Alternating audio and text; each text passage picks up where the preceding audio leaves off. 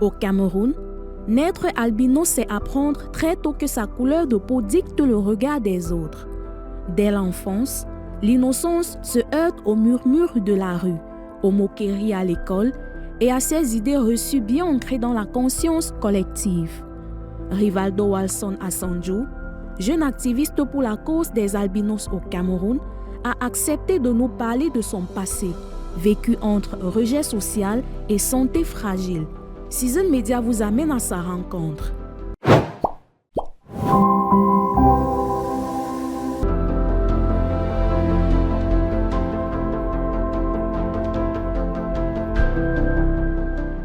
C'est depuis le bas âge en fait de l'école maternelle.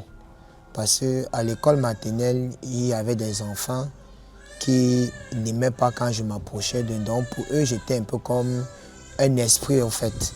Donc ils me traitaient de Njunju. Donc à l'école primaire, à l'école maternelle, je peux dire qu'ils ne connaissaient pas encore le mot Gengero. Je me sentais humilié, abandonné par moi-même en fait. En fait, ce qui faisait que quand je marchais, même, parfois même quand on m'envoyait en route, je n'aimais plus sortir parce que je me disais toujours qu'arrivant en route, on va se moquer de moi.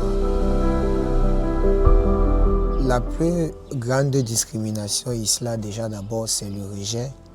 Pourquoi? Parce qu'ils ont toujours cette croyance en eux que être albino, c'est une malchance. Et parfois, certaines personnes disent que avec les cheveux des albinos, on rase ça et puis on utilise ça pour faire les remèdes. D'autres disent que si on couche avec peut-être une fille albinos, on serait guéri du sida. Et d'autres, en fait, plein de croyances qui vraiment ne servent même à rien. L'ennemi numéro 1 de la peau albinisme, son premier ennemi, c'est le soleil. Pourquoi? Parce que l'albinisme est dû au manque de mélanine, ce qui fait qu'une peau atteinte d'albinisme étant trop exposée au soleil, à la fin, il aura comme point inconvénient une conséquence, le cancer de la peau très élevé. Et de mon quotidien maintenant, pour éviter tout cela, quand je sors, je dois avoir un chapeau large bois pour couvrir les rayons du soleil, avoir les longues manches, couvrir tout mon corps en fait. À ce rejet social s'ajoute une vulnérabilité physique de chaque instant. Sous le soleil de plomb camerounais, la peau de l'albinos brûle et ses yeux s'abîment. Pourtant, ici, se protéger est un luxe.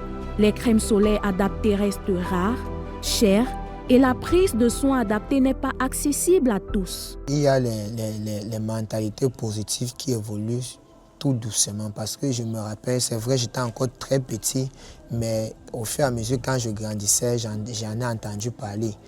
Il y a de cela peut-être 20 ans en arrière, et on disait toujours qu'il y a des familles que quand ils accouchent, les personnes albinos, ils partent peut-être déposer dans la poubelle ou bien ils partent déposer à l'orphelinat. Et j'avais également entendu qu'il y a un moment donné où on tuait les personnes albinos. Donc quand un albinos marche dans la rue et qu'on le voit, on le tue seulement. Et au niveau de l'association, il y en a plusieurs associations qui luttent contre ce genre de stigmatisation. Et l'association que moi je connais et dont j'en suis membre, c'est l'association des femmes albinos du Cameroun, dont moi j'en suis membre et l'année dernière j'ai été nommé Master Albinos du Cameroun. Et cette association vise à encourager les personnes albinos à se découvrir. Donc c'est une plateforme pour permettre aux albinos de se divertir. C'est une plateforme pour promouvoir l'inclusion et la diversité dans la société. Être albinos, si je peux dire, c'est un don de Dieu, c'est une bénédiction de Dieu.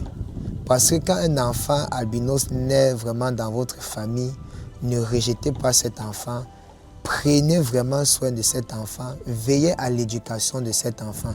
Faites comprendre à cet enfant qu'il n'est pas n'importe qui. Parce que si déjà à la maison, vous le menacez, vous ne croyez pas en lui, ce n'est pas dans la société là qu'il va s'en sortir. Si déjà à la maison, on ne l'encourage pas, c'est que même devant ses amis et tout et consorts, il serait toujours humilié, il n'aurait pas la joie. Ce que je peux dire aux autorités camerounaises, c'est d'insérer la sensibilisation dans les programmes scolaires, dans la sensibilisation à l'albinisme dans les programmes scolaires. Et également, je peux également encore demander aux autorités camerounaises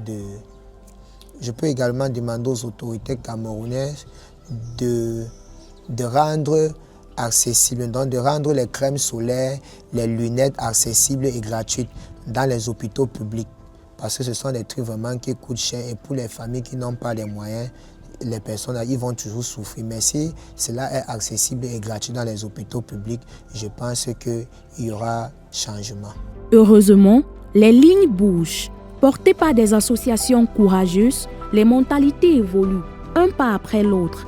Aujourd'hui, le message est clair, destiné aux familles comme aux autorités. L'albinisme n'est ni une malédiction, ni une fatalité. C'est une différence qui demande de la protection et surtout de la dignité. Quelle action pensez-vous que le gouvernement peut implémenter pour soutenir les personnes atteintes d'albinisme? Dites-le nous en commentaire. N'hésitez pas à liker, partager et vous abonner pour plus de contenu sur Season Media.